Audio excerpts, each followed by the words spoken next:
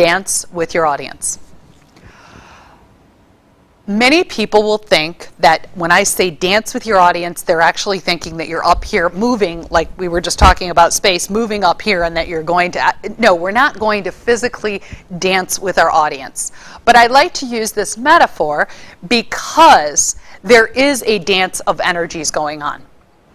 When I get up, from the moment that I set the stage with my audience, I feel like while I'm setting the stage, I actually put my hand out and I say, may I have this dance?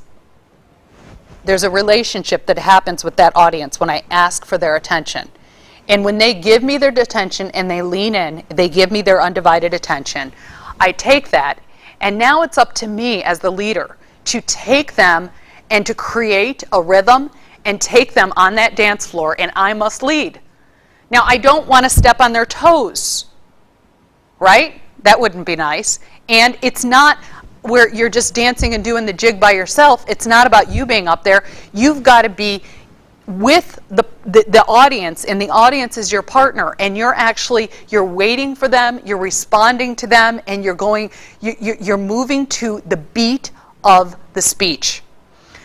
You do this through reading their eye contact, reading their nonverbals, responding to them.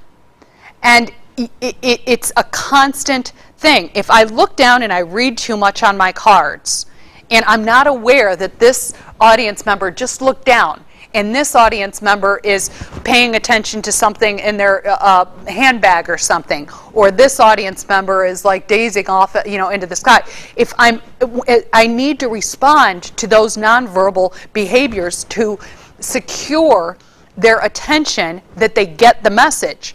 And so I do this by constantly doing a pulse check and responding to the audience, and it's a constant reading how the audience responds to each of my words. I mentioned before when I was talking to you about speaking up that I see my words as literally like a physical object. So when you speak to someone, you give the words, and you wait for the words to kind of go through one ear and out the other. Now, oftentimes, when you communicate with someone will look back and shake their head, and their eyes will get larger. They'll give you a response. Read that from your audience.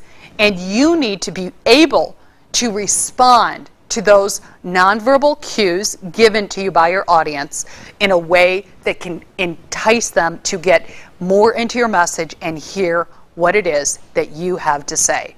So dance with your audience.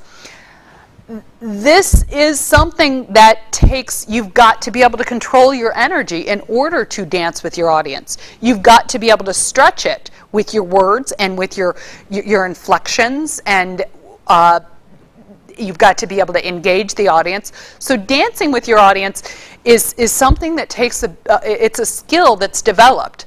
Each one of these delivery principles is a skill, but this is more of an advanced skill that you want to be able to do. Once you're putting some good pauses in and you're seeing how to respond or when the right moment is to speak again, this is where you begin to respond and react to your audience.